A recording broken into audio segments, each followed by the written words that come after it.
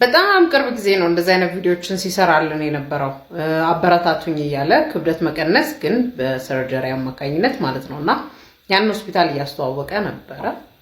ከሱ ጋር ተያያዥነት ያላቸው ችግሮች ይገጥሙታል ብዬ መጀመሪያ አእምሮዬ ላይ መጣው እሱ ነው። እንግዲህ ትላንትና ዕለት አርቲስት ሰማኸኝ በለው በድንገተኛ ህመም ከዚህ ዓለም በሞት መለየቱ ይታወሳል እና ከሞቱ በኋላ አንዳንድ ነገሮች እየተሰሙ እየተባሉ እየተነገሩ ይገኛሉ። ምንድነው? ከውፍረቱ ጋር በተያያዘ አንድ ቻሌንጅ ጀምሮ ነበር። በጥቂት ቀናቶች ውስጥ ውፍረት የመቀነስ ቻሌንጅ ጀምሮ በየሶሻል ሚዲያው እየለቀቀ አበረታቱኝ ብሎ በሳምንት ውስጥ እንደዚህ ኪሎ ቀነስኩኝ፣ በ7 ሳምንት ውስጥ ወደ 10 ኪሎ ቀነስኩ ብሎ ቪዲዮ ሰርቶ ነበር። እናም በድንገት ህልፈቱ ተሰማ። በጣም የሚያሳዝን ዜና ነው። ለብዙ ተደራሽነት እንዲኖረው ቪዲዮ ላይክ በማድረግ ጀምሩ። ምክንያቱ ምንድነው የሚለው ነገር ብዙ ጽሁፎች ወጥተዋል፣ ሰዎች እየተናገሩ ይገኛሉ። ከዛም ከዚህም እኔ አዋህድጄ ያመጣሁትን ቪዲዮዎች ለእናንተ ይዤላችሁ ቀረብኩ። አብራችሁን ቆዩ። 7 ሳምንት ህክምና 10 ኪሎ ቀንሻለሁኝ። ከሰሞኑ ክብደት የመቀነስ እንቅስቃሴ ላይ እንደነበረ ሁላችንም የምናስታውሰው ነው። ከራሱ አንደበትም እንደሰማነው በአጭር ጊዜ ብዙ ኪሎ ግራም እንደቀነሰ ሲናገር ሰምተነዋል። በአጭር ጊዜ ባልተጠበቀ መልኩ ራፒድ የሆነ ክብደት መቀነስ ሊያስከትላቸው የሚችሉ ብዙ ከባድ የጤና እክሎች አሉ። አንዳንዶቹም እስከ ሞት ሊያደርሱ ይችላሉ።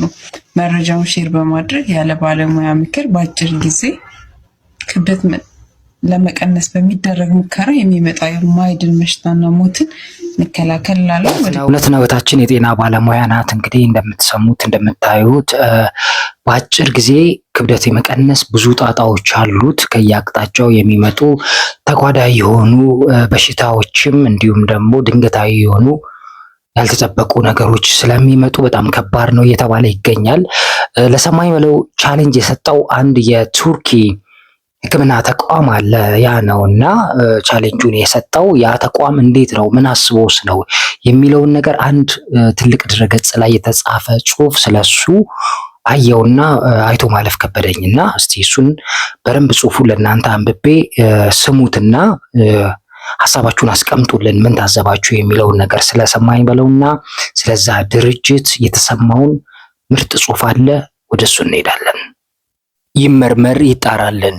ባለፈው ጥቂት ወራት ግሉ ኢትዮጵያ ቱርኪ ወደሚባለው ድርጅት ሄጄ የክብደት መቀነስ ህክምና በመከታተል ላይ ነኝ ብሎ በየጊዜው ያስመዘገበውን የክብደት ለውጥ ዌት ሎስ ፕሮግረስ እያሳየን በርታ በሉኝ እያለ ድርጅቱን በሶሻል ሚዲያ ላይ ፕሮሞት ሲያደርግ ሲያስተዋውቅ የምናውቀው ከዕለታት በአንዱ ጠዋት ከመኝታ ሲነሳ ህልፈቱ ህይወቱን ሰማን። እንዴት ሊሆን ይችላል? ለክብደት መቀነስ የተጠቀመው መድኃኒት ሳይረዳው ቀርቶ ነው ወይስ መድኃኒቱ ራሱ ጎድቶት ነው? ወይስ በህመም ምክንያት እየተከሰተ የነበረውን የክብደት መቀነስ ልክ በህክምና ክትትል የተገኘ አቺቭመንት አስመስለው ማስታወቂያ ሊሰሩበት ሌሎችም ሊያጠምዱበት ሲሯራጡ የቆረሙት? ይህንን ነገር በቸልታ የምናየው አይሆንም። ለሞት ያበቃው የጤና ችግር ይብራራልን። ዝም ብሎ በደፈናው ባደረበት ህመም በህክምና ሲረዳ ቆይቶ ከዚህ ዓለም በሞት ተለየ የምትለው ዜና እረፍት አትሰጥም። እንደሰማነው ነው እንግዲህ በጣም ጥልቅ የሆነ ምክንያታዊ ጽሁፍ ነው። ወደፊት ሊመረመር ይገባል በሚል ነው የተቋጨው። እኔም አንዳንድ ድረገጾች ላይ ትክክለኛውን የውፍረት መቀነስ እና ቻሌንጅ ውፍረት የመቀነስ ነገር ምን ያህል ጤናማ ነው የሚለውን ነገር ለመመልከት ሞከርኩኝ።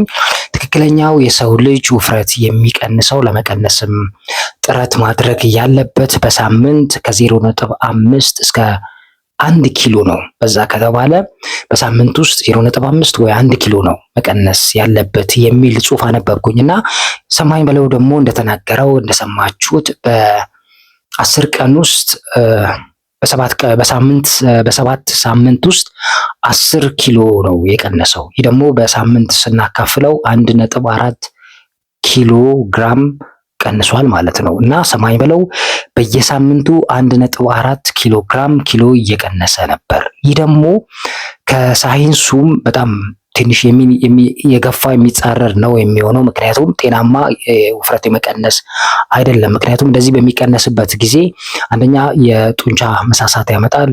ስብ ከመቅለጥ በላይ መጀመሪያ ጡንቻ ነው የሚደክመው። ይህ ደግሞ በጣም መጥፎ ነው። እንደገና ደግሞ ይሄ የሐሞት ጠጠር ውስጥ ላይ ሌላ ጠጠር የመፈጠር ነገር ሰፊ ነው ይላል ሳይንሱ። ቫይታሚኖች የማጣት ኒትሮቶችን፣ የተለያዩ ለሰውነት አስፈላጊ የሆኑ ኒትሮቶችን የማጣት ነገር ይከሰታል። በጣም ደግሞ ከባዱ ነገር በሽታን የመቋቋም ነገር ዝቅተኛ ይሆናል። በሽታ መቋቋም ነገር ዝቅተኛ ከሆነ ደግሞ የሆነ ነገር ትንሽ ነገር የማመም ነገር ሲሰማን ወዲያው ወደ መድከም ወደ ከባድ ችግር ውስጥ ነው የምንገባው። ስለዚህ ጤናማ ክብደት መቀነስ አስፈላጊ ነገር ነው ብለን እናስባለን። የተለያዩ ድርጅቶችም ቻሌንጅ ሲሰጡ ይሄ ማስታወቂያ ለማሰራት ፕሮሞሽን፣ ቶሎ ክብደቱን ቀንሱ፣ ብዙ ሰው ወደዛ እንዲሄድ እንዲጎርፍ ያን ማስታወቂያ አይቶ እንዲሄድ ከቢዝነስ አንጻር ብቻ ሳይሆን ኃላፊነት ተሰምቷቸው ከጤናማ አኳል በዚህ ጤናውን ሳይጎዳ ክብደት ቀንሱ ማስታወቂያ ብታሰሩ መልካም ነው ብዬ አስባለሁ። እንግዲህ አርቲስቶች ድንገት እያጣናቸው ነው፣ በየአቅጣጫው ድንገት ነው የሚሞቱብን። ምን ተባለ የሚለውን ሀሳብ የመጨረሻ ሀሳብ አንድ ቪዲዮ ቲክቶክ ላይ ያየሁትን ላይቭ ሪከርድ አሰምቻችሁ ፕሮግራማችን እናበቃለን። ቪዲዮ ላይክ፣ ኮመንት ስጡ፣ አብራችሁን ቆዩ። የአርቲስቶች ድንገተኛ ሞት ግን አልበዛም? ግን አዎ፣ ግን እውነትን ነው። አርቲስቶች ግን ብዙ ጊዜ ታመው የሚሞቱ የሉማ።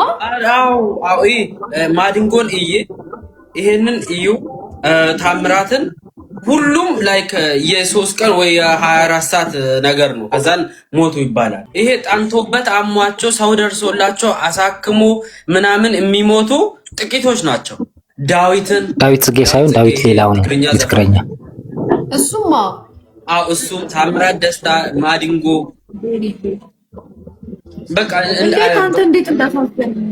እውነት ነው። በጣም አርቲስቶቻችን ከቅርብ ጊዜ በኋላ በጣም አልጋ ላይ ታሞ ቆይተው አይደለም የሚሞቱት። ወይ የሆነ ህመም ይሰማቸዋል፣ ሆስፒታል ሲሄዱ ይሞታሉ፣ ወይ ደግሞ እዛው ባሉበት በትንሽ ጊዜ ውስጥ ነው ህይወታቸው የሚያልፈው። ይህ ነገር በጣም አስጊና አሳዛኝ ክስተት እየሆነ መጥቷል። ኢትዮጵያ ሀገራችንን ሰላም ያድርግልን። እንግዲህ ሰማኝ በለው በባህላዊ የሙዚቃ ኢንዱስትሪ ትልቅ ፈርቀዳጅ ነው። አብዮት ያስነሳ በጣም ድንቅ ዘፋኝ ነው። የተለያዩ ጎጃምኛ፣ በቅርቡ ነው ጎጃምኛ ኦሮምኛ ቀላቅሎ ዘፈን አውጥቶ ነበር። ኦዳ ፕሮግራም ላይ አዋርድ አጫሎ ሳይሆን የኦዳ አዋርድ ፕሮግራም ላይ ሽልማት አግኝቶ ነበር። በጣም ያሳዝናል። ነፍሱን ይማረው። ለልጆቹ፣ ለቤተሰቦቹ፣ ለእናቱን በጣም እንደሚወድ ነው የሚናገረው በየሚዲያው። መጀመሪያ ከእንቅልፌ እንደተነሳው እናቴ ጋር ነው የምደውለው። እሷ ድምፄን ሳትሰማ ቁርስ አትበላም፣ እኔም ድምጿን ሳልሰማ አይሆንልኝ የሚላል። ባህር ዳር ነው ያለችው እናቱ። ለእሷም ብርታትን፣ ጉልበትን፣ መጽናናትን እግዚአብሔር ይላክላት እንላለን። ለዛሬ ያለን ፕሮግራም በዚህ ያበቃን። ሰላም ነው።